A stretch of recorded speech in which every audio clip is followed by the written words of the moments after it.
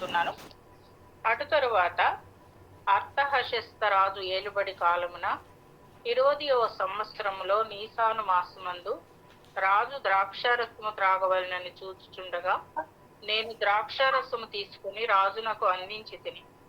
అంతకు పూర్వము నేను అన్నిటిను అతని ఎదుట విచారముగా ఉండలేదు. కాగా రాజు, నీకు వ్యాధి లేదు కదా, నీ ముఖము విచారముగా ఉన్నదేమి? నీ హృదయ దుఃఖము చేతనే అది కలిగినదని నాతో అనగా, నేను మిగుల భయపడి రాజు చిరంజీవి అగునుగాక, నా పితరుల సమాధులుండు పట్టణం పాడైపోయి దాని గుమ్మములను అగ్ని చేత కాల్చబడి ఉండగా నాకు దుఃఖముఖము లేకపోవునా అని రాజుతో అంటుంది. అప్పుడు రాజు, ఏమి కావలసి నీవు మనవి చేయుచున్నావని నన్ను అడుగుగా, నేను ఆకాశమందలి దేవునికి ప్రార్థన చేసి రాజుతో, నీ సముఖమందు నేను దయ పొందిన ఎడల నా పితరుల సమాధులుండు పట్టణమును తిరిగి కట్టునట్లుగా నన్ను యూదా దేశమునకు పంపుడని వేడుకొనుచున్నానని నేను మనవి చేసి తిని. చిన్న ప్రార్థన చేసుకున్నాం. పరిశుద్ధుడా, మహోన్నతుడా, ప్రేమగల తండ్రి, నీ బంగారు పాదాలకు స్తోత్రములు. ఈ మధ్యాహ్న సమయంలో సహోదరులమైన మాకందరికి నీ పాదాల దగ్గర కూర్చుండి నేర్చుకోవడానికి ఇచ్చిన మంచి తరుణంకి స్తోత్రములు. ప్రభా, నీ దాస్త్రాలు వట్టి పాత్ర నింపుము, నీ ఆత్మతో నింపుము, నీ శక్తితో నింపు, నీ ప్రభావంతో నింపు. సిలువ చాటును మరుగుపరిచి దేవా, మీరు మా ఒక్కొక్కరితో మాట్లాడండి ప్రభా. మేము నేర్చుకుంటున్నాము. నేర్చుకున్నది విడిచిపెట్టకుండా ప్రభా హృదయంలో భద్రపరుచుకొని జీవితంలో అనుసరించే భాగ్యం మాకు అనుగ్రహించమని వాక్యాన్ని ప్రభా మేము నాయన అనుసరించడం అనేది ప్రతిదినం కూడా ప్రతి క్షణం కూడా నేర్పించి వాక్య ప్రకారం నడుచుకోవడానికి సహాయం చేయమని యేసునాథుని పేరిట వేడుచున్నాం తండ్రి. Amen, amen, amen. So Nehemiah ఉపవాస ప్రార్థన చేసినట్టు ఫస్ట్ చాప్టర్ లో చూసాము. 4 నెలలు కూర్చుండి ఏడ్చి ఉపవాసం ఉండి ఏ రీతిగా ప్రార్థించాడో, ఎన్ని స్టెప్స్ లో ప్రార్థించాడో అన్నది మనం లాస్ట్ టైం ధ్యానం చేశాం కదా. ఆయన ముందు దేవుని గొప్పతనాన్ని వర్ణించాడు, తర్వాత పాపాలు ఒప్పుకున్నాడు, తర్వాత దేవుని వాగ్దానాలని జ్ఞాపకం చేసుకున్నాడు, మరి తన పట్టణం గురించి ఉన్నటువంటి ప్రాబ్లం ఏంటో దేవుని సన్నిధిలో చెప్పాడు, దేవుణ్ణి స్తుతిస్తూ ప్రార్థించాడు. ఈ విషయాలన్నీ మనం నేర్చుకున్నాం. అదైపోయిన తర్వాత మరి నెహెమ్యా ఉద్యోగం ఏంటో కూడా మనం నేర్చుకున్నాము. రాజునకు గిన్నె అందించేవాడు. గిన్నె అందించేవాడు అంటే ద్రాక్షారసం అందించేవాడని 2వ అధ్యాయము 1వ వచనంలో చూసాం. రాజు ద్రాక్షారసము త్రాగాలని చూస్తూ ఉన్నప్పుడు ఆయన నెహెమ్యా మరి ద్రాక్షారసం తీసుకొని రాజుకు అందించినప్పుడు రాజు పాత్ర వైపు చూడకుండా నెహెమ్యా ముఖం చూస్తున్నాడండి. నెహెమ్యా ముఖమును చూచినప్పుడు చాలా దుఃఖంగా ఉన్నట్టు కనపడిందంట రాజుకి. అప్పుడు వెంటనే రాజు, అంటే ఆ రాజులు అంత మనుషుల గురించి అంత ఆలోచించరు, అంత జాలి ప్రేమ అనేది ఏమి ఉండదు, వాళ్ళు చాలా కఠినులు అనమాట. అయినప్పటికీ మరి నెహెమ్యాని ఆయన చూసినప్పుడు వెంటనే అతను గ్రహించాడు నెహెమ్యా చాలా దుఃఖంలో ఉన్నాడని.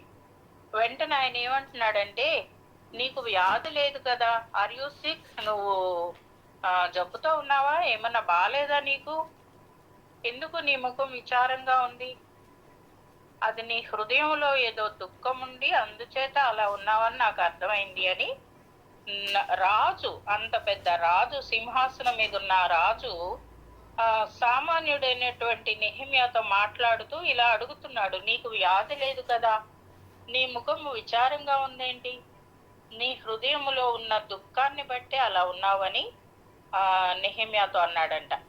అనగానే నెహెమ్యా రియాక్షన్ ఏంటంటే చాలా భయపడిపోయాడంట. ఎందుకు అంటే ముందు అన్నాను కదా, రాజులు చాలా కఠినులు. ఎస్తేరు విషయంలో కూడా పిలువబడక ముందే రాజు సన్నిధికి వెళ్తే ఆయనకు గాని కోపం వచ్చిందంటే మెడకాయ మీద తలకాయ కట్ చేస్తాడు ఒకసారి. కాబట్టి నేను వెళ్ళలేను అని మొర్దెకైతో చెప్పుద్ది కదా ఎస్తేరు, పిలువబడక ముందు ఎవరు కూడా వెళ్ళకూడదు రాజు ఆసనం దగ్గరికి అని చెప్తుంది. ఎందుకంటే ఆ రాజులు చాలా భయంకరులు, వాళ్ళ కోపం వస్తే ప్రాణం తీసేయడం. అందుకని భయపడిపోయి వెంటనే ఏం చేశాడో తెలుసా, ఒకసారి 4వ వచనం చూడండి. నేను మిగుల మూడవచ్చు నేను మిగుల భయపడి రాజు చిరంజీవి అగునుగాక అని చెప్పాడంట. నా పితరుల సమాధులుండు పట్టణము పాడైపోయి దాని గుమ్మములను అగ్ని చేత కాల్చబడి ఉండగా నాకు దుఃఖముఖము లేకపోనా అంటున్నాడు. భయపడినప్పటికీ మరి రాజు అడిగాడు కాబట్టి తను కారణం చెప్పాలి కాబట్టి, నా పితరుల సమాధులుండు పట్టణం అంటే యెరూషలేము పాడైపోయి ఉండగా నాకు దుఃఖముఖము లేకపోనా అని అన్నాడంట నెహెమ్యా. చూసారా? మరి 4వ వచనంలో చూస్తే వెంటనే రాజు అన్నాడు, ఏమి కావలసి నీవు మనవి చేయుచున్నావు? వెంటనే రాజు కోపపడలేదు గాని, ఏమి కావాలి, నువ్వేం కోరుకుంటున్నావు, మరి నీ పట్టణం గురించి ఏం చేయాలనుకుంటున్నావు అని రాజు నెహెమ్యాను అడిగినట్లు చూస్తున్నాం. అలాగే ఒకసారి యేసు ప్రభు కూడా గ్రుడ్డివాడైన బర్తిమై దావీదు కుమారుడా నన్ను కరుణించు అంటే వెంటనే నిలబడిపోయి అతనికి ఏం కావాలో చూడండి, ఏమి కావాలి అని ఆ గ్రుడ్డివాడిని అడిగినప్పుడు, ప్రభువా నాకు చూపు దయచేయండి. గ్రుడ్డివాడు ఏమన్నాడు? నాకు దృష్టి కలుగజేయండి అని అడిగాడు. మార్కు సువార్త 10:51. అది మామూలు దృష్టి. అతను అడిగింది కళ్ళు కావాలి, కళ్ళతో చూడగలగాలి అని. కానీ 2 కొరింథీ 4:4 చూస్తే ఆత్మీయ దృష్టి కనపడుతుంది మనకి. ఈ యుగ సంబంధమైన దేవత అవిశ్వాసులైన కళ్ళకు మనోనేత్రాలు కలుగు చేశాడు, మనోనేత్రాలకు గురుడ్డితనం కలుగు చేశాడు అనే సంగతి 2 కొరింథీ 4:4 ఉంటది. అది ఆత్మీయ దృష్టి అన్నమాట. కాబట్టి అనేకులు ఈ దినాల్లో మరి మనోనేత్రాలకు గురుడ్డితనం కలిగి ఉన్నారు. కాబట్టి అట్టివారి మనోనేత్రాలు తెరచాలని మనము ప్రార్థించవలసిన వారంగా ఉంటున్నాం. అయితే ఇక్కడ నెహెమ్యాని రాజు ఏమి కావలసి నీవు మనవి చేస్తున్నావు అంటే, నెహెమ్యా రాజుతో మాట్లాడలేదు కానీ వెంటనే ఏం చేశాడంట? నేను ఆకాశమందలి దేవునికి ప్రార్థన చేసి, డైరెక్ట్ గా రాజుతో చెప్పలేదు కానీ ఆయన ఒక ఇన్స్టెంట్ ప్రేయర్ పరలోకానికి పంపించాడు. దేవా, ఈ మనుష్యుడు నన్ను అడుగుతున్నాడు ఏం కావాలి అని, మరి ఏం చెప్పాలో నాకు జ్ఞానం దయచేయండి అని ప్రార్థన చేశాడు అన్నమాట. వెంటనే మనకి ఇన్స్టెంట్ నూడిల్స్ తెలుసు, 2 minute నూడిల్స్ చేసుకొని తింటాం కదా. ఇన్స్టెంట్ కాఫీ తెలుసు, గబక్కన పాలు వేడి చేసుకొని దానిలో పౌడర్ వేసుకొని కలుపుకొని తాగడం. కానీ ఇన్స్టెంట్ ప్రేయర్ అనేది తెలుసా మనకి? ఏదైనా ప్రాబ్లం వచ్చినప్పుడు వెంటనే ప్రార్థన చేయడం అనేది. ఆపత్కాలమందు నమ్ముకొనదగిన సహాయకుడు ఎవరు? మన ప్రభు. ఆశ్రయ దుర్గమై ఉన్నాడు. a very present help in trouble. నేను అనేక సార్లు ఎక్స్పీరియన్స్ చేశాను. ఎప్పుడైతే మనం దేవా దేవా దేవా ఈ కండిషన్ నుండి బయటికి నడిపించు అన్నామో ఇమ్మీడియట్ గా మనకు ఆన్సర్ వస్తుంది. అది ఇన్స్టెంట్ ప్రేయర్ అంటే. కాబట్టి ఇక్కడ మరి రాజుతో మాట్లాడడానికి ముందు అతను ఒక చిన్న ప్రార్థన చేసేసాడు. చేసి ఏమని చేశాడు? ఈ మనుష్యుడు నాయందు దయ చూపునట్లు అనుగ్రహించండి, ఈ మనుష్యుడు నాయందు దయచూపునట్లు అనుగ్రహించండి అని ప్రార్థన చేసినట్లుగా మనం నెహెమ్యా దగ్గర నేర్చుకుంటున్నాం. మరి మనుషులతో మనవి చేయకముందే ఎప్పుడైనా దేవునితో మనం మాట్లాడేమా? లేక మనకి ఏదైనా ప్రాబ్లం ఉన్నప్పుడు ముందు మనుషులతో షేర్ చేసుకొని తర్వాత దానికి ఏమి ఆన్సర్ రానప్పుడు, దానికి ఏమాత్రం కూడా మనకి విడుదల కలగనప్పుడు దేవుని దగ్గరికి వెళ్ళే వాళ్ళంగా ఉంటున్నామా? ఇన్స్టెంట్ ప్రేయర్ అనేది మన జీవితంలో అలవాటు ఉందా? లేక ప్రతి సమస్యని ఇరుగు పొరుగు వారికి చెప్పుకొని, లేకపోతే సిస్టర్స్ కి చెప్పుకొని, వాళ్ళకి చెప్పుకొని, వీళ్ళకి చెప్పుకొని, ఆ తర్వాత అది ప్రాబ్లం సాల్వ్ అవ్వకపోతే దేవుడి దగ్గరికి వెళ్ళే వాళ్ళంగా ఉంటున్నామా? పరీక్షించుకోవాలి. ఇర్మియా 33:3 ఉంది కదా, తాళపు చెవంట పరలోకానికి. ఏంటి ఆ వాక్యం తెలుసా ఎవరికన్నా? ఇర్మియా 33:3 నాకు మొర్రపెట్టుము నేను నీకు ఉత్తరం ఇస్తాను, నాకు మొర్రపెట్టుము నేను నీకు ఉత్తరం ఇస్తాను, గ్రహింపలేని గూఢ సంగతులు నేను నీకు తెలియజేసేదను. నీవు గ్రహింపలేని గొప్ప సంగతులను, గూఢమైన సంగతులను నేను నీకు తెలియపరుస్తాను. ఎంత మంచి వాగ్దానమో చూడండి. అది ఎలాంటి సమస్య అయినా పర్లా, అది ఎంత లోతైనదైనా, ఎంత ఎత్తైనదైనా, ఎంత విశాలమైన ప్రాబ్లం అయినా కానీ దేవుడు is bigger than our problems. మన సమస్య కంటే పెద్దవాడు మన దేవుడు. దేవుడు క్రీస్తు యేసునందు మహిమలో మన ప్రతి అవసరమును తీర్చగలడు. అడుగు వాటికంటే, ఊహించు వాటికంటే అత్యధికముగా చేయగలవాడు. కాబట్టి దేవునికి మొర్ర పెట్టడం అనేది చాలా చాలా అవసరమై ఉన్నది. నెహెమ్యా దగ్గర మనం అదే నేర్చుకోవలసిన వారంగా ఉన్నాం. ప్రతి విషయంలో ప్రార్థన. ఈ గ్రంథము మరి ఆరంభము ప్రార్థనే, ముగింపు కూడా ప్రార్థనే అనే సంగతి మనము చూసుకున్నాం కదా. ఇప్పుడు 5వ వచనానికి వస్తే అతను రాజుకి ఏ రీతిగా విన్నవించుకున్నాడు అనే సంగతి మనకు కనపడుతుంది. 5వ వచనంలో, నీ సముఖమందు నేను దయ పొందిన ఎడల. నెహెమ్యా రాజుతో అంటున్నాడు, నీ సముఖమందు నేను దయ పొందిన ఎడల. ముందు దేవునికైతే ప్రార్థన చేశాడు, కానీ పెద్దవాడైనటువంటి రాజు, గౌరవనీయుడైన రాజు దగ్గర మరి ఎలా మాట్లాడాలో కూడా నెహెమ్యాకి బాగా తెలుసు కదా. రాజునకు అనుకూలమైతే అంటున్నాడు. ప్రార్థించే విధానం చూడండి. 7వ వచనంలో అంటున్నాడు రాజునకు అనుకూలమైతే. 5వ వచనంలో అంటున్నాడు నీ సముఖమందు నేను దయ పొందిన ఎడల. ఒక కుష్ఠరోగి కూడా ప్రభు దగ్గరికి వచ్చినప్పుడు ఏమంటాడు? మనం ఇదివరకు కూడా ధ్యానించుకున్నాం అనుకుంటా, ఎవరు చెప్పానో కానీ ఆ కథ.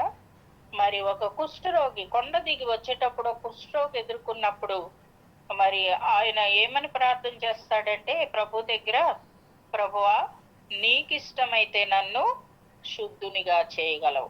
వెంటనే ప్రభు అంటాడు, నాకు ఇష్టమే, నీవు శుద్ధుడవు కం. ప్రార్థించే విధానం అనేది మనం నేర్చుకోవాలి. చాలా దీనంగా, సాత్వికంతో, మరి ఎంతగానో తగ్గించుకొని ప్రభు దగ్గర అడిగినట్లయితే ప్రభు యొక్క కనికరాన్ని పొందుకునే వారంగా ఉంటాం కదా. ఈ రీతిగా అతను వేడుకున్నప్పుడు ఏమైందంటే, నా పితరుల సమాధులుండు పట్టణము తిరిగి కట్టునట్లుగా నన్ను యూదా దేశమునకు పంపించండి అని అడిగాడు నెహెమ్యా. నీకు ఇష్టమైతే, నీకు అనుకూలమైతే, నీ సముఖములో నేను దయ పొందితే దయచేసి నా పితరుల పట్టణాన్ని కట్టుకోవటానికి నన్ను పంపించండి అని అడిగినప్పుడు మరి రాజు కనికరం చూపినట్లుగా అతన్ని పంపించటానికి ఇష్టపడినట్లుగా మనము చూస్తాం. 6వ వచనం చివరి లైన్ లో చూస్తే, 6వ వచనం చదువుతాను నేను.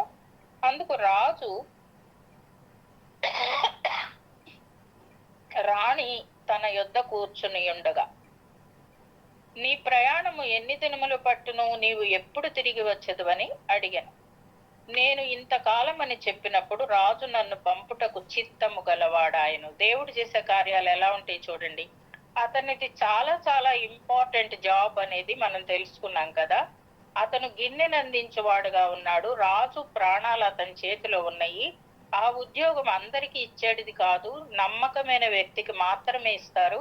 మరి ఆయన్ని పంపిస్తే వేరే వ్యక్తి అలాంటి వాడు కావాలి వాళ్ళకి, రాజుకి గిన్నెను అందించడానికి. ఎందుకంటే రాజు ప్రాణాలే అతని చేతిలో ఉంటాయి. ఎవరికైనా ఇంత డబ్బు ఇస్తానరా, మరి నువ్వు ద్రాక్షారసం అందించేటప్పుడు ఒక డ్రాప్ వేసేసేయి పోతాడు అని చెప్తే వినేవాడైతే ఏముంది, ఇంకా రాజు ప్రాణాలు పోతాయి. కాబట్టి ఎవరిని నమ్మరు వాళ్ళు. అలాంటిది మరి నెహెమ్యాని పంపిస్తే నేనెట్లా, నా భార్య ఎట్లా అని ఆలోచించలేదు. కానీ నెహెమ్యా యొక్క కోరిక తీర్చడానికి ఇష్టపడ్డాడు. నన్ను పంపుటకు చిత్తము గలవాడాయన. అది ప్రార్థనకి జవాబు. 4 నెలలు కూర్చుండి ఏడ్చి ఉపవాసముండి ప్రార్థించగా మరి దేవుడు ఎంత గొప్ప జవాబును దయచేశాడో చూడండి. మనం కూడా మన ప్రార్థనలో, మన గ్రూప్ లో చాలా చాలా చాలా అనుభవాలు పొందుకున్నాం, ఎన్నో ఆన్సర్లు పొందుకున్నాం కదా. మరి ఇక్కడ నెహెమ్యా యెరూషలేముకు వెళ్ళాలని, యూదా దేశానికి వెళ్ళాలని ఎందుకు కోరుతున్నాడు, ఏం చేయడానికి వెళ్తున్నాడు అంటే 2. ఒకటి, పడిపోయిన యెరూషలేం ప్రాకారాన్ని కట్టడానికి వెళ్తున్నాడు. 2వది, కాల్చబడిన గుమ్మములను నిలవబెట్టడానికి వెళ్తున్నాడు కదా. ఒకటి ప్రాకారం, చుట్టూ ప్రహరీ గోడ పడిపోయింది యెరూషలేం పట్టణానికి. చాలా బలమైన గోడలు అవి, పూర్వకాలంలో వాళ్ళు కట్టేటివి, చాలా బలమైనవి. అవి పడగొట్టాడు శత్రు. వాటిని కట్ట కట్టడానికి వెళ్తున్నాడు, గుమ్మాలు నిలబెట్టడానికి వెళ్తున్నాడు. అయితే మనం ఒక ప్రశ్న వేసుకోవాలి. ఏంటంటే, మనం సంఘాల్ని కట్టే వాళ్ళంగా ఉంటున్నామా? సంఘ క్షేమాభివృద్ధి కొరకు ప్రయాసపడుతున్నామా? లేక పడద్రోసే వాళ్ళంగా, అసమాధానాలు కలిగించే వారంగా ఉంటున్నామా?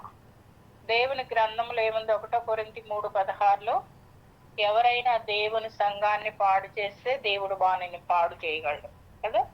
2 కొరింథీ 10:8 2 కొరింథీ 13:10 ఏముందంటే, పౌలు గారు అంటాడు, పడద్రోయుటకు కాక మిమ్మును కట్టుటకే. ఆయన చేసే ప్రతి పని కూడా పడద్రోయడానికి కాదు గాని సంఘాల్ని కట్టడానికే చేశాడు. పౌలు గారు గాని, బర్నబా గారు గాని, మరి ఆ రోజుల్లో ఉన్న సైలస్ గారు గాని, మరి అపోస్తులు అందరూ కూడా సంఘాల్ని కట్టడానికే ప్రయాసపడ్డారు. సంఘాల్లో సమాధానం చేకూర్చడానికి ప్రయాసపడ్డారు. మనం కూడా అలాంటి మనస్సే కలిగి ఉండాలి. సంఘాల్ని కట్టే వారంగా, సమాధానం కలిగించే వారంగా ఉండాలి కదా. దేవుని గ్రంథంలో ఏముంది? సమాధానపరచువారు ధన్యులు, వారు దేవుని కుమారులు అనబడతారు కదా. కాబట్టి మరి ఎవరైనా సంఘానికి కీడు కలుగు చేస్తే మాత్రం అది దేవుడు తన స్వరక్తంతో కొనుక్కున్నది కాబట్టి అంతకంటే కీడేమి ఉండదు. ఇంకా దేవుని సంఘాన్ని పాడు చేస్తే దేవుడే వానిని పాడు చేస్తాడు అని ఉంది. కాబట్టి రాజు అనుమతితో నెహెమ్యా యెరూషలేం పట్టణాన్ని కట్టడానికి బయలుదేరాడు. రాజు నన్ను పంపుటకు చిత్తము గలవాడాయను. అంత పెద్ద రాజుని, మళ్ళీ పైగా వాళ్ళు అంత జాలి చూపేవాళ్ళు కూడా కాదు. అలాంటి వాడిని మార్చి, ఆ హృదయాన్ని మార్చి, మనం చూసాం కదా సామెతల గ్రంథంలో 21:1 రాజు హృదయాన్ని నీటి కాలువలాగా తిప్పగలడంట ఆయన. దేవుడు రాజు హృదయమును నీటి కాలువలాగా తిప్పి తన చిత్త వృత్తి చొప్పున దాన్ని త్రిప్పగలడు అని చూసాం. కాబట్టి రాజు నన్ను పంపుటకు చిత్తము గలవాడాయను. రాజుతో నెహెమ్యా ఒక మనవి కూడా చేశాడు. ఏంటి అంటే 8వ వచనంలో చూస్తే 7-8 ఇదియుగాక రాజుతో నేనిట్లాంటిని, రాజునకు అనుకూలమైతే యూదా దేశమున నేను చేరు వరకు నన్ను దాటించినట్లుగా నది అవతలనున్న అధికారులకు తాకీదులను, పట్టణ ప్రాకారమునకు మందిరముతో సంబంధించిన కోట గుమ్మములకును నేను ప్రవేశింపబో ఇంటికిని దూలములు మ్రానులు ఇచ్చినట్లుగా రాజుగారి అడవులను కాయు ఆసాపునకు ఒక తాకీదును ఇయ్యుడని అడిగితిని. అలాగు నాకు తోడుగా ఉండి నాకు కృప చూపుచున్న నా దేవుని కరుణాహస్తము కొలది రాజు నా మనవి ఆలకించెను అని చూస్తున్నాం. అతను అడిగినవన్నీ సమకూర్చాడు. ఒక గవర్నర్ గా వెళ్తున్నాడు, ఒక రెస్పెక్టబుల్ పర్సన్ గా, అంటే ఆనరబుల్ పర్సన్ గా, ఒక గౌరవింపదగిన వాడుగా, ఒక సేనాధిపతిగా ఆయన వెళ్తున్నాడు. కాబట్టి రాజు మరి నది దాటడానికి అవసరమైనటువంటి ఏర్పాట్లు చేశాడు. పట్టణ ప్రాకారాన్ని కట్టడానికి, గుమ్మాలు నిలబెట్టడానికి అవసరమైనవన్నీ కూడా దయచేస్తే నెహెమ్యా ఏమంటాడంటే, నాకు తోడుగా ఉండి నాకు కృప చూపుచున్న నా దేవుని కరుణాహస్తం కొలది రాజు నా మనవి ఆలకి. నా గొప్పతనాన్ని బట్టి నేను గవర్నర్ గా ఉన్నాను కాబట్టి, నేను చాలా రెస్పెక్టబుల్ పొజిషన్ లో ఉన్నాను కాబట్టి, నేను లేకపోతే ఆయనకి జరగదు కాబట్టి ఇదంతా చేశాడు అని అనలేదు నెహెమ్యా. చూసారా, మనకి ముందంతా ప్రార్థన చేస్తాం, దేవా నేను హెల్ప్లెస్ కండిషన్ లో ఉన్నా, దయచేసి నాకు సహాయం చేయంటాం. అది అయిపోయిన తర్వాత ఏమంటాం? ఆయనకు బాగా తెలుసు నేను ఎట్లాంటి దాన్ని, అందుకే చేశాడు. ఎంతమంది అట్లా మళ్ళా మనకి మనమే మహిమ, మనకి మనమే డబ్బాలు కొట్టుకోవడం కదా. అట్లా చేయకూడదు. నెహెమ్యా అయితే చివరి వరకు ఎంతో తగ్గింపు కలిగి ఉన్నాడు. చూడండి, నాకు ఇదంతా జరిగిందంటే కేవలము దేవుని కృప, ఆయన కరుణాహస్తం నాకు తోడుగా ఉంది కాబట్టి ఇదంతా కూడా రాజు జరిగించగలిగాడు అని ఒప్పుకుంటున్నాడు. మనకి ఏదన్నా జరిగినప్పుడు కూడా దేవునికి పూర్తిగా మహిమనిచ్చే వాళ్ళంగా, పూర్తిగా కృతజ్ఞత చెల్లించుకునే వాళ్ళంగా ఉండాలి. మరి నది అవతల ఉన్నటువంటి అధికారులకు తాకీదులు అంటే సిఫారసు పత్రిక ఇచ్చి పంపించాడు. అలాగే మనం వేరే సంఘానికి వెళ్ళేటప్పుడు సిఫారసు పత్రిక తీసుకొని రావాలి అని చెప్తారనమాట పెద్దలు. ఫీబే కూడా రోమా పత్రికలో, రోమా చివరి అధ్యాయంలో 16వ అధ్యాయంలో 1-4 వరకు చూస్తే ఫీబే అనే సహోదరి గురించి మరి పౌలు గారు రాస్తూ, ఆమెను మీరు చేర్చుకోవాలని, ఆమెకి సహాయం చేయాలని నేను సిఫారసు చేస్తున్నాను అంటే ఒక తాకీదు రాసి పంపించాడు, ఒక లెటర్ రాసి పంపించాడు, రికమెండేషన్ లెటర్. అలాగా ఈయనకు కూడా రికమెండేషన్ దొరికింది రాజు దగ్గర నుంచి. ఒక తాకీదు రాసి పంపించాడు. అక్కడ ఈయనకి ఏమేమి కావాలో అవన్నీ మీరు ప్రొవైడ్ చేయాలి అని చెప్పి రాజు రాసి పంపించాడు. అట్లాగే మనం కూడా మరి వేరే సంఘాలకు వెళ్ళేటప్పుడు అలాంటి సిఫారసు ఇవ్వాలంటే మనం మంచి పేరు కలిగి ఉండాలి కదా. మంచి పేరు లేకపోతే ఎవరిస్తారు? ఫీబే అనే ఆవిడ మంచి పేరు కలిగి ఉంది కాబట్టి పౌలు గారు ఆమె గురించి మంచిగా చెప్పాడు. మనము ఎక్కడికైనా వెళ్ళేటప్పుడు మన పెద్దల్ని ఏదన్నా రాసి ఇవ్వమంటే మరి మన గురించి కూడా మంచిగా రాయగలుగుతారా? ఎప్పుడు రాయగలుగుతారు? మన నోరు మంచిగా ఉన్నప్పుడు, మనం బాగా వినే విధేయతలతో ఉన్నప్పుడు, మనం మంచి పేరు తెచ్చుకున్నప్పుడు కదా. కాబట్టి మనం కూడా అలాగ సిఫారసు పత్రిక తీసుకెళ్ళడానికి యోగ్యులంగా ఉండేటట్టుగా ఉండాలి కదా. తర్వాత 9వ వచనంలో చూస్తే నెహెమ్యా గవర్నర్ కాబట్టి అతని హోదాకు తగినట్లు సేనాధిపతులను కూడా పంపించాడు. అతనితో పాటు గుర్రపు రౌతులను కూడా, గుర్రాన్ని నడిపించే వాళ్ళను కూడా పంపించాడు కదా. మరి 10వ వచనంలో చూసినట్లయితే అతను యెరూషలేముకు సమీపిస్తూ ఉన్నప్పుడు ఇశ్రాయేలీలకు క్షేమము కలుగు చేయడానికి ఒకడు వచ్చాడు అని శత్రువులకు తెలిసింది. ఇప్పుడు దాకేమో వాళ్ళు చెరలో ఉన్నారు, వాళ్ళని బాగా బాధిస్తా ఉన్నారు. కానీ వాళ్ళకి క్షేమం కలుగు చేయడానికి ఒకడు వచ్చాడు, ఒక గవర్నర్ వచ్చాడు అని తెలిసినప్పుడు శత్రువులకు దుఃఖం కలిగిందంట. చూసారా? అభ్యంతరాలు కలుగు చేయడానికి సేవకులకు, సేవకి అభ్యంతరాలు కలుగు చేయడానికి ఎప్పుడు కూడా ఉంటారు మనుషులు, తప్పకుండా ఉంటారు అభ్యంతరాలు కలుగు చేసేవాళ్ళు. మరి సేవకు ఆటంకం కలిగించాలని, ఆపు చేయాలని, ఇతరుల క్షేమం కలగకుండా ఉండాలని చూసేవాళ్ళు ఉంటారు. అక్కడ ఎవరెవరు ఉన్నారంటే శత్రువులు, సన్బల్లటు అనే ఆయన, టోబియా అనే ఆయన. వాళ్ళ గురించి మనం నేర్చుకుంటాం మళ్ళీ. వీళ్ళు దుఃఖపడ్డారంట ఇశ్రాయేలీయుల క్షేమం కలగటం చూడలేక. చూసారా? అలాంటి మనసు ఎవరికైనా ఉంటే తీసేసుకోవాలి. ఇతరుల క్షేమం చూడలేని మనసు, ఇతరులకి క్షేమం కలుగుతుందని దుఃఖించే వాళ్ళు, ఇదంతా కూడా సాతాను లక్షణాలు, శత్రువు లక్షణాలు కదా. మరి ముఖ్యంగా దేవుని పనిని ఆటంకపరిచేవాడు సాతానుడు అని గ్రహించాల. 11-16 వరకు చూస్తే నెహెమ్యా యెరూషలేము చేరుకున్నాడు.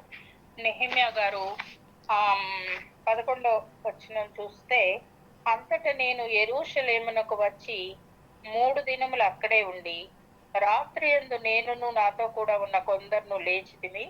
యెరూషలేమును గూర్చి దేవుడు నా హృదయమందు పుట్టించిన ఆలోచనను నేనెవరితోనైనను చెప్పలేదు. మరియు నేను ఎక్కి ఉన్న పశువు తప్ప మరి ఏ పశువును నా యొద్ద ఉండలేదు. ఇక్కడ గమనించాల్సింది ఏంటంటే అతను వెళ్ళి టాప్ చేసుకోవాలా. ఇక ఒక గవర్నర్ వచ్చాడంట, ఇంకేముంది, పట్టణం కట్టించేస్తాడంట, ఒక ప్రహరీ గోడ కట్టించేస్తాడంట, గుమ్మాలు లేపేస్తాడు. ఇదంతా తను చేయకముందే గొప్పలు చెప్పుకోలేదు. తను ఏమేమి ఆలోచిస్తున్నాడో ఎవరితో కూడా చెప్పలేదు. అదొక సామెత ఉంటుంది కదా, చేయకముందే డబ్బాలు కొట్టుకునే వాళ్ళని ఏమంటారంటే empty vessel makes more noise అని. ఖాళీగా ఉన్న దాని బిందె మీద కొడితే పెద్ద శబ్దాలు వస్తాయి, అదే నిండుగా ఉన్న దాని మీద కొడితే శబ్దం రాదు. అట్లా నెహెమ్యా కామ్గా ఉన్నాడు. కామ్గా ఉండి ఏం చేస్తున్నాడు? నేను ఎక్కి ఉన్న పశువు తప్ప మరి ఏ పశువును నా యొద్ద ఉండలేదు. నేను రాత్రి కాలమందు లోయ ద్వారము గుండా భుజంగపు బావి ఎదుటికినే పెంట ద్వారము దగ్గరకును పోయి పడద్రోయబడిన యెరూషలేము యొక్క ప్రాకారములను చూడగా దాని గుమ్మములు అగ్ని చేత కాల్చబడి ఉండెను. ఈ మనము ద్వారాల గురించి నేర్చుకునేటప్పుడు మీకు అర్థమై ఉంటది. లోయ ద్వారం అంటే తగ్గింపును చూపిస్తుంది, సాత్వికాన్ని చూపిస్తుంది, ఎంతో హంబుల్నెస్ చూపిస్తుంది కదా. ఆయన హంబల్నెస్ లో నుంచి వెళ్ళిపోయాడు. లోయ ద్వారంలో నుండి వెళ్ళాడు అంటే ఎవ్వరికి చెప్పకుండా తను ఒక గార్ధబం ఎక్కి, గార్ధబము అంటే గాడిద, ఎంతో తగ్గింపును చూపిస్తుంది. యేసు ప్రభు కూడా గార్ధబం ఎక్కాడు కదా యెరూషలేంలోకి వెళ్ళేటప్పుడు. అది ఎంతో తగ్గింపును చూపిస్తుంది. ఆయనకు గుర్రపు రౌతులను కూడా ఇచ్చాడు. టక్క టక్క టక్క టక్క శబ్దాలు చేసుకుంటూ వెళ్ళిపోవచ్చు అన్నిటిని తీసుకొని. ఆయన అవన్నీ చేయలేదన్నమాట. కామ్గా అయిపోయాడు. ఒక గాడిదని తీసుకున్నాడు, లోయ ద్వారం గుండా వెళ్ళాడు అంటే ఆయన హంబల్ అయిపోయాడు దేవుని సన్నిధిలో. ప్రభా, ఇదంతా చేయటానికి నా చేత కాదు, నేను శక్తి లేని వాడను, నువ్వే చేయాలి ప్రభా అని చెప్పుంటాడు ఆ రాత్రి తప్పకుండా. అంతేకాకుండా ఆయన పెంట ద్వారం దగ్గరకు కూడా వచ్చాడు. పెంట ద్వారం అంటే క్లెన్లీనెస్ చూపిస్తుంది కదా, శుభ్రత. దేవుని పని చేయబోయే ముందు మరి శుభ్రత కూడా కావాలి కదా, మాలిన్యాలతో దేవుని పని ఎవరు కూడా చేయలేరు. కాబట్టి ఆయన లోయ ద్వారము గుండా వెళ్ళాడు, పెంట ద్వారము గుండా కూడా వెళ్ళాడు. తను తాను శుద్ధి చేసుకొని దేవుని పనికి అప్పగించుకున్నట్టుగా మనం చూస్తున్నాం. కాబట్టి ఆయన పడద్రోయబడిన యెరూషలేము యొక్క ప్రాకారములను చూడగా దాని గుమ్మములు అగ్ని చేత కాల్చబడి ఉండెను. 1వ అధ్యాయంలో విన్నాడు హనానీ చెప్తే. హనానీ అని తన సహోదరుడు, ఇతర సహోదరులు వచ్చి యెరూషలేం పట్టణం ఇలా ఉంది, ఇలా ఉంది, ఇలా ఉందంటే విని ప్రార్థన చేశాడు. ఇప్పుడు కళ్ళారా చూసినప్పుడు ఇంకెంత దుఃఖం కలిగి ఉంటుందో అసలు. దాన్ని చూస్తూ ఉన్నాడు అనమాట ఆయన. చూసి తర్వాత ఎంత డ్యామేజ్ అయిందో అదంతా నోట్ చేసుకున్నాడు, ఎక్కడెక్కడ ఏమేమి చెయ్యాలి. ఆ తరువాత ఆయన 17వ వచనమునకు వచ్చినప్పుడు వాళ్ళతో మాట్లాడుతూ ఉన్నాడు. చూసారా, వాళ్ళతో ఏమని మాట్లాడుతున్నాడంటే, ఆ పైన యాజకులకు గాని అధికారులకు గాని నేను ఎవ్వరికి ఏం చెప్పలేదు, అసలు కామ్గా అన్ని చూసుకున్నాను, ఎక్కడెక్కడ ఏం చేయాలో నోట్ చేసుకున్నాను అంతే. తర్వాత 17వ వచనం చూస్తే, అయితే వారితో నేను ఇట్లాంటిని, మనకు కలిగిన శ్రమ మీకు తెలిసి ఉన్నది. యెరూషలేము ఎట్లు పాడైపోయానో, దాని గుమ్మములు అగ్ని చేత ఎట్లు కాల్చబడినో మీరు చూచి ఉన్నారు. మనకు ఇక మీదట నింద రాకుండా యెరూషలేము యొక్క ప్రాకారమును మరలా కట్టుదము రండి. చూసారా, అప్పుడు వచ్చి వాళ్ళతో మాట్లాడుతున్నాడు. ఏమని మాట్లాడుతున్నాడు? నింద రాకుండా యెరూషలేము ఈ విధంగా, దేవుణ్ణి నమ్ముకున్న ప్రజల పట్టణం ఈ విధంగా పడగొట్టబడడం, శత్రువు చేతిలో అణపబడడం, శత్రువు వచ్చి ప్రాకారం అంతా పడగొట్టి గుమ్మాలు కాల్చేసేటి, ఇదంతా నింద కదా. మరి మీ దేవుడు ఏమాయను? మీ దేవుడు మీ ప్రార్థనలు ఆలకించట్లేదా? మీ దేవుడు మీకు ఏమి సహాయం చేయట్లేదా? మీరెందుకు చెరలోకి వెళ్లాల్సి వచ్చింది? మీ మందిరంలో వస్తువులన్నీ రాజు వచ్చి ఎందుకు కాజేయాల్సి వచ్చింది? ఏం చేస్తున్నారు మరి మీరు? మీ దేవుడికి మొరపెట్టట్లేదా అని వాళ్ళంతా నిందిస్తున్నారు. మరి ఆ నింద రాకుండా ఉండటానికి మనం ఏం చేయాలి? వాళ్ళని ధైర్యపరుస్తున్నాడు, వాళ్ళని ప్రోత్సహిస్తున్నాడు. అక్కడ ఒక మాట అంటున్నాడు, మనము కట్టుటకు పూనుకొందము రండి. ఆయన ముందు అన్ని చూసొచ్చిన తర్వాత, పరిస్థితి అంతా అర్థమైన తర్వాత వాళ్ళతో మాట్లాడుతున్నాడు. మనకి ఇక మీద నింద రాకూడదు. దేవుని ప్రజలకు మీ దేవుడు ఏమాయను అనే మాట రాకూడదు. కాబట్టి మనం ఏం చేయాలి?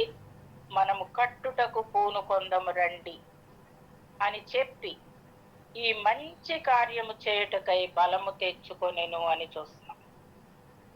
ఈ మంచి కార్యము చేయుటకై బలము తెచ్చుకొనెను. ఈరోజు దేవుడు మనతో మాట్లాడుతున్నాడు. మనము కట్టుటకు పూనుకొందము రండి. Let us rise up and build. ఏం బిల్డ్ చేయాలి మనం? మన ఎదుట ఏదన్నా గోడలు ఉన్నాయా బిల్డ్ చేయడానికి? మన ఎదుట పడిపోయిన ఏమన్నా ఉన్నాయా కట్టడానికి? ఉన్నాయి. కూలిపోతున్న కుటుంబాలు ఉన్నాయి. త్రాగుతూ తమ జీవితాలను పాడు చేసుకుంటున్న వారు కనపడుతున్నారు. వాళ్ళొక్కళ్ళే పాడవరు కదా. భార్యలు పాడైపోతారు, పిల్లలు పాడైపోతారు, ఇంటిలోకి ఏమి ప్రొవైడ్ చేయలేకపోతారు. వాళ్ళు వచ్చినట్టు తాగేస్తా ఉంటే మరి భార్య పిల్లలు ఏం తినాలి, ఏం కట్టుకోవాలి? ఆ ఇల్లు ఎలా నిలబడుతుంది? మన ఎదుట ఎన్ని కుటుంబాలు అట్లా ఉన్నాయి. మరి మనము కట్టుటకు పూనుకొందము రండి అని దేవుడు మనతో హెచ్చరిస్తున్నాడు. Let us rise up and build. ఇది మనం ఆటోగా పెట్టుకోవాలి.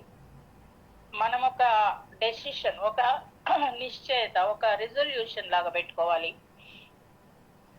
ఏం చేయాలి? మనము కట్టుటకు పూనుకొందము రండి. నెహెమ్యా ఏ రీతిగా మరి ప్రజలను ప్రోత్సహిస్తున్నాడు.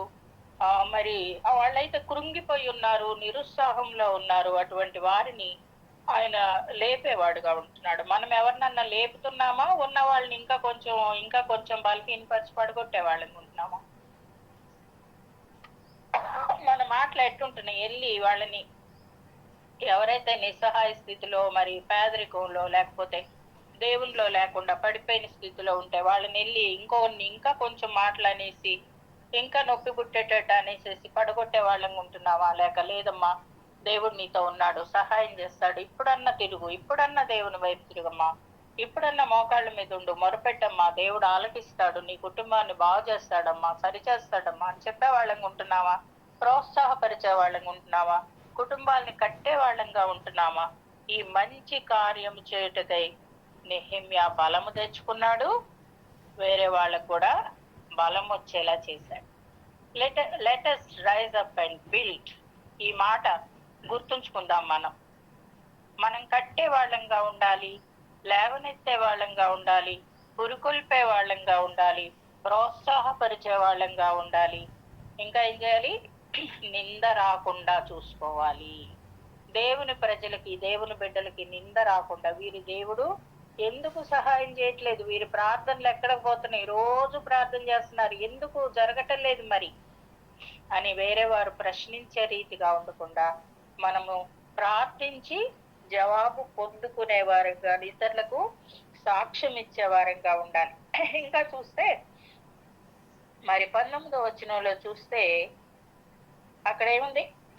19వ వచనంలో, అయితే హోరోనీయుడైన సన్బల్లటును, అమ్మోనీయుడైన దాసుడగు టోబియా అనువాడును, అరబీయుడైన గెషమును ఆ మాట వినినప్పుడు మమ్మను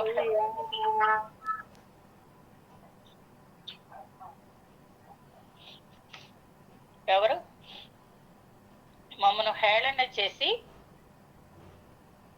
మా పని తృణీకరించి, మీరు చేయు పని ఏమిటి, రాజు మీద తిరుగుబాటు చేయుదురా అని చెప్పిరి. శత్రువు పని ఎప్పుడు ఇదే, హేళన చేయటం. ఓ పెద్ద గవర్నర్ అంట, గవర్నరు ఏం చేతవుతుంది ఈయనకి, వచ్చి ఏదో చేయబోతున్నాడు గాని ఏముందని చేస్తాడు అని హేళన చేయటం, అపహాస్యం చేయటం. అబ్బో, రాజు పర్మిషన్ తీసుకున్నావా నువ్వు? అసలు రాజా పంపించాడా నిన్ను? లేకపోతే రాజుకు తిరుగుబాటు చేయడమని వచ్చావా నువ్వు వీళ్ళందరినీ రేపి అని మాట్లాడుతున్నారు వాళ్ళు. చూసారా? ఎవరెవరంట? సన్బల్లటు అనే ఆయన, వీడు మోయాబీయుడు అనమాట. టోబియా అనే ఆయన అమ్మోనీయుడు, గెషము అనే ఆయన అరబీయుడు. వీళ్ళంతా ఇశ్రాయేలులకి శత్రువులు. వీళ్ళంతా సైడ్ నుంచి పుట్టినోళ్ళు. మోయాబీయుడు, అమ్మోనీయుడేమో లోతుకు పుట్టినోళ్ళు కదా, అరబీయుడేమో ఇష్మాయేలీయుడు కదా. వీళ్ళంతా బయలుదేరారు ఎవరిని హేళన చేయడానికి? నెహెమ్యా గారినిను అక్కడ ప్రజలు నిరుత్సాహపడిపోయి కట్టకుండా ఉండాలని హేళన చేస్తున్నారు, అపహాస్యం చేస్తున్నారు, నిందిస్తున్నారు, నిరుత్సాహపరుస్తున్నారు. అంతేకాదు, రాజు మీద తిరుగుబాటు చేయడానికి వచ్చారా అని అదొక నింద. మళ్ళీ మంచి చేసినా తండానే, మళ్ళీ చేయకపోయినా మీకేం చేతవుద్ది, చేస్తేనేమో మీరు రాజుకు తిరుగుబాటు చేస్తున్నారా. ఇక్కడ మనము ఈ శత్రువుల పేర్లు, వాటికి అర్థాలు చూద్దాం ఒకసారి. నోట్ చేసుకోండి.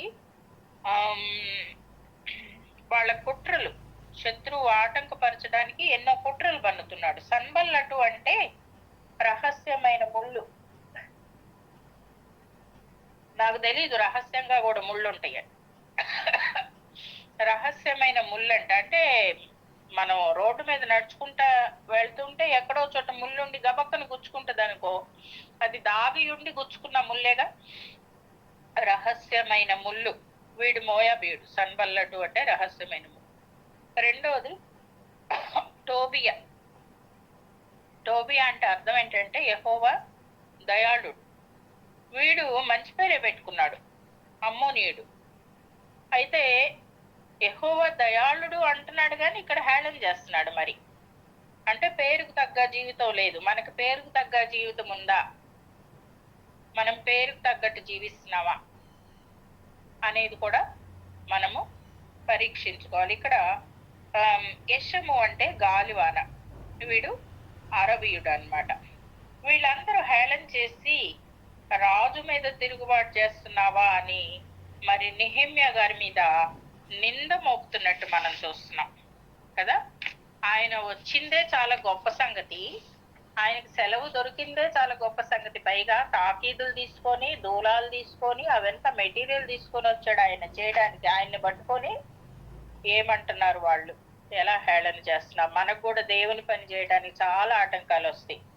మరి పద్మ గారు చెప్పారు కదా మొన్న సాక్ష్యం, మంచి సాక్ష్యం. దేవుని పని చేయాలంటే ఎన్ని ఆటంకాలు వస్తాయి. సాతానుడు ఎన్ని రీతులుగా, అన్ని దారుల్లో నుంచి కూడా ఆటంకం చేయాలని చూస్తాడు వాడు. అటు భర్త దగ్గర నుంచి, అటు అత్త దగ్గర నుంచి, అటు మామ దగ్గర నుంచి, అటు కొడుకుల దగ్గర నుంచి, అటు ప్రతి సైడ్ నుంచి కూడా ఆటంకాలు. ఆర్థికంగా ఒక ప్రక్క బాధ. మరి అలాంటి పరిస్థితుల్లో కూడా నిలబడ్డం అంటే చాలా చాలా గొప్ప సంగతి. దేవుడే శక్తినిచ్చి నిలబెట్టాలి, కానీ మనంతటి మనం ఏం చేయలేం కదా. కాబట్టి నెహెమ్యాకి అన్ని రీతిలో కూడా శోధనలు వచ్చేసాయి, నిందలు వచ్చేసాయి. మరి అబ్బో పెద్ద కట్టడానికి వచ్చేవాళ్ళు, నీ సంగతి ఎవరికి తెలియదు అన్నట్టు మాట్లాడుతున్నారు. అసలు రాజు పర్మిషన్ ఏది చూపించు, రాజు ఎక్కడ పర్మిషన్ ఇచ్చాడు చూపించది మాకు అంటుంటే నెహెమ్యా ఏమన్నాడు చూడండి. ఏం భయపడలా అసలు. 20 వచనం చూడండి. అందుకు నేను, ఆకాశమందు నివాసి అయిన దేవుడు తానే మా యత్నమును సఫలము చేయును గనుక. చూసారా, గట్టిగా చెప్పేశాడు. మీరేంది మమ్మల్ని చేసేది? మీరేం చేయటానికి అవుతుంది? మీరెంతటోళ్ళు? ఆకాశమందు నివాసి అయిన దేవుడు తానే మా యత్నమును సఫలం చేస్తాడు. కాబట్టి ఆయన దాసులమైన మేము కట్టుటకు పూనుకొనుచున్నాం. మేము మా సొంత శక్తితో గాని, మా సొంత బలంతో గాని, మా సొంత జ్ఞానంతో గాని చేయటం లేదు. మాకెవరు సహాయం చేస్తున్నారు? ఆకాశమందు నివాసి అయిన దేవుడు తానే మా యత్నమును సఫలం చేస్తాడు. కాబట్టి ఆయన దాసులమైన మేము కట్టుటకు పూనుకొనుచున్నాము. ఇంకొక మాట అంటాడు చూడండి, బలమైన మాట. యెరూషలేమునందు మీకు భాగమైనను స్వతంత్రమైనను జ్ఞాపక సూచన అయినను లేదని ప్రత్యుత్తరము ఇచ్చి తిని. నెహెమ్యా ఎంత ధైర్యంగా చెప్తున్నాడు. ఆ ధైర్యం అనేది ఎక్కడి నుంచి వచ్చింది అంటే నెహెమ్యా చేసిన ప్రార్థన వలన వచ్చింది ఆయనకి ధైర్యం. శత్రువు నోరు మూసేటట్టు టకామని సమాధానం చెప్తున్నాడు, చంప మీద కొట్టినట్టు. మేము ఆకాశమందుల దేవుని ముఖం చూసి కడుతున్నాం, మీ ముఖం చూసి కాదు, లేదా మా జ్ఞానాన్ని బట్టి కాదు. కాబట్టి మీకు యెరూషలేములో భాగమైన స్వతంత్రమైన జ్ఞాపక సూచన కూడా లేదు. నోరు మూసుకొని వెళ్ళండి గమ్ముగా అన్నట్టు చెప్పాడు కదా. అంత ధైర్యముతో అతను మాట్లాడాడు అంటే ఎక్కడి నుంచి వచ్చింది ఆ బలము, ఆ ధైర్యము? దేవుని దగ్గర నుంచి. ఎలా వచ్చింది? అతను చేసినటువంటి రహస్య ప్రార్థన. అతను కూర్చుండి ఏడ్చి ఉపవాసం ఉండి ప్రార్థించాడు కదా. ఆ ప్రార్థన వలన అతనికి ఇంత పని చేయటానికి బలం పూనుకున్నాడు, బలం పొందుకున్నాడు కదా. మరి ఆ శత్రువు పని జరగకపోయినా నిందిస్తాడు కదా. మీ చేత కాలేదులే అనుకున్నారు కానీ కట్టలేకపోయారులే, పడిపోయారులే, ఆగిపోయారులే అని హేళన చేస్తాడు. సరే ముందుకెళ్తుంటేనేమో అప్పుడేమంటారు? ఓరవలేక వాళ్ళు అసలు ఆయుధాలు పట్టుకొని కట్టాల్సి వచ్చిందనమాట. మనం ముందుకెళ్లే కొద్ది చూస్తాం వాళ్ళు ఎట్లా ఒక చేత్తో ఆయుధం పట్టుకొని ఇంకొక చేత్తో కట్టాల్సి వచ్చింది. అంత ఒత్తిడి కలుగు చేస్తారు ఈ శత్రువులు. అంటే ముందుకెళ్తుంటే ఒక బాధ, వెనక్కి వెళ్తుంటే ఇంకొక బాధ కదా. శత్రువు అనేవాడు అటు వెళ్ళినా బాధ పెడతాడు, ఇటు వెళ్ళినా బాధ, ముందుకెళ్ళినా బాధ పెడతాడు. ఎట్ల కోట్ల వెనక్కి లాగాలని చూస్తాడు. వెనక్కి వచ్చేసేస్తే చేత కాలేదు మీకు అంటాడు కదా. కాబట్టి అలా అనేక రీతుల కష్టాలు ఉన్నప్పటికీ నెహెమ్యా ఏ మాత్రం కూడా అధైర్యపడకుండా తాను ఏ పనినైతే చేపట్టాడో ఆ పని చేస్తూనే ముందుకు వెళ్ళిపోయినట్లుగా చూస్తున్నాడు. ఈ ఈ మాట చాలా బలమైన మాట కదా. ఆకాశమందు నివాసి అయిన దేవుడు తానే మా యత్నంను సఫలం చేస్తాడు. అటువంటి విశ్వాసం మనకుందా? మనం కార్యం చేయటానికి పూనుకున్నప్పుడు నా దేవుడే దాన్ని సఫలం చేస్తాడు, నా దేవుడే దాన్ని పూర్తి చేస్తాడు, నేను కాదు, నా ప్రభు తప్పకుండా నాకు సహాయం చేస్తాడు అనే విశ్వాసం మనలో ఉండాలి కదా. మనం ఒక పనిని పూనుకున్నప్పుడు, ఒక పని చేయాలి అనుకున్నప్పుడు, మనకి బేబీ ఎగ్జాంపుల్ ఉంది. మరి ఆ బిల్డింగ్ గురించి ఎప్పటి నుంచి ప్రార్థన చేశామంటే మనందరం కూడా మరి అది ఆరంభం నుండి ప్రార్థిస్తానే ఉన్నాం. ఎన్నో ఒడిదుడుకులు, ఎన్నో కష్టాలు. వాళ్ళు బిల్డర్స్ ఏమాత్రం కోఆపరేటివ్ ఉండకుండా అనేక రీతిలో బాధ పెట్టారు. చివరికి లాటరీ వేస్తే అది 16th ఫ్లోర్కి వెళ్ళిపోయింది వాళ్ళ ఇల్లు కదా. 16th ఫ్లోర్లో ఇస్తామన్నారు. అయినప్పటికీ పట్టు విడవకుండా ప్రార్థన చేస్తే చివరికి ఎక్కడి దాకా దిగింది?